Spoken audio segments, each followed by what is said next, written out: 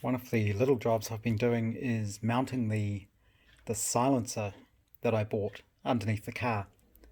The silencer is a one I got from a place called Autobend up in Auckland, and I believe it's for 850cc minis and old Morris Minors. So it should work pretty well for a 750cc Austin 7. And the diameter of the pipes is pretty much exactly what I needed.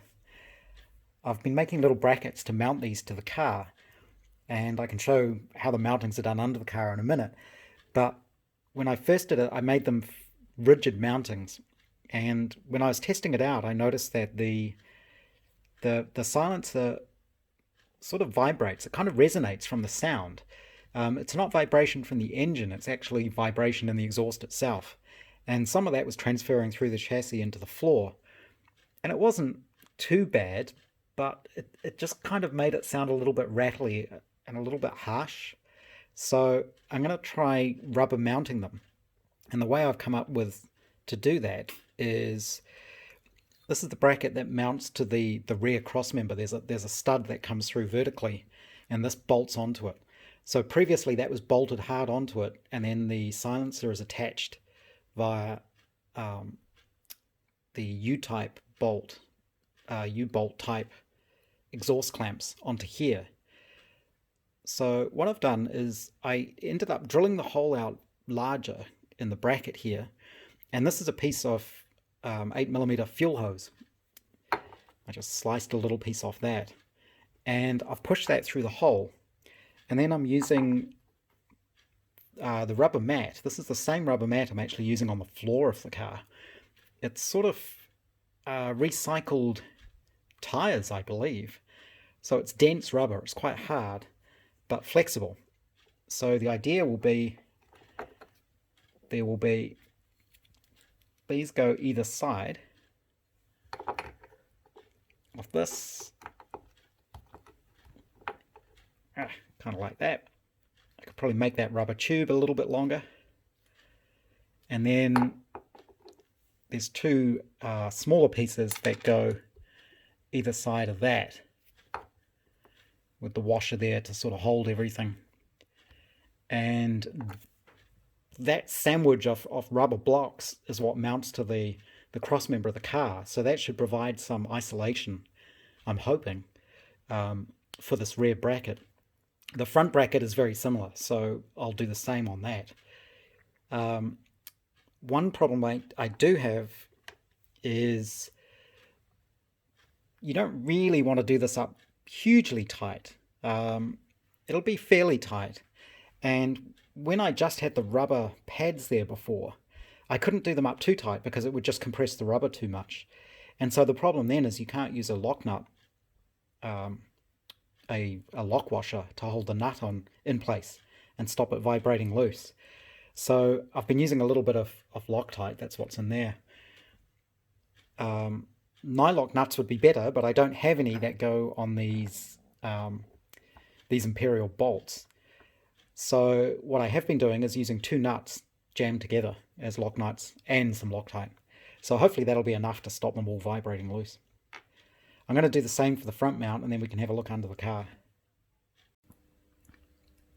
So these rubber mounts are on the car now. This is the rear one. I did have to use a much larger washer under on the outsides, just so the rubber didn't compress too much. And I'm not sure I actually need 4 layers of rubber like that. I might be able to get away with 2, but none of the rest of the exhaust is done up tight yet because I'm waiting to get some exhaust paste to do all these seams. So everything's still loose, but the mounts work pretty well. If we look, you can see the front one. So here's the one at the front. Again, it's just the sort of sandwich blocks of rubber. And to mount this, the chassis on my car, these are the chassis rails here, and these are usually a sort of top hat section. And on mine, to increase the stiffness, it's had these plates welded to the bottom. So that actually gave me somewhere to put the bolt through. Getting to the nut on the other side of that is a little bit tricky, but you can do it. You can get a spanner through this hole to do that nut up tight. So that's kind of the front mount there, and that's all nice and soft. Soft but rigid, if that makes sense. And this is where the little flex pipe goes, and that goes up onto the end of the manifold. This stuff's quite cool. It's actually, the finish on the outside here is quite smooth, and the finish on the inside is the same. So it's not corrugated. It's smooth, but it's bendable. And that's worked really well because it's made me be able to clear the, this is the brake lever. This is the brake cross shaft down there that goes across the car. You can see from here actually that the lowest point on the car is actually that's the bottom of the handbrake mechanism. So hopefully there's enough clearance. I think I've got about 6 inches of clearance there to the bottom of this muffler. And obviously that's not the full length pipe out the back. I'm still waiting for the tube to arrive.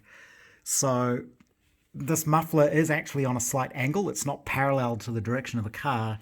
So when I get the full length of this pipe, I'm going to have to put a little bend in it to get it to go straight out the back of the car. And then there will be a similar sort of bracket somewhere at the back. I'm not sure exactly where that will go yet. It depends where I want the fishtail to actually come out. But hopefully that isolates the body of the car from a lot of the vibration caused by the noise of the muffler. How well these hold up to the heat and the vibration over time, I'm not really sure. I'll just have to keep an eye on it and see. But these nuts have all been done up with lock washers and Loctite, so hopefully nothing comes undone, and if the rubber starts disintegrating, I should be able to hear the exhaust rattling pretty quickly.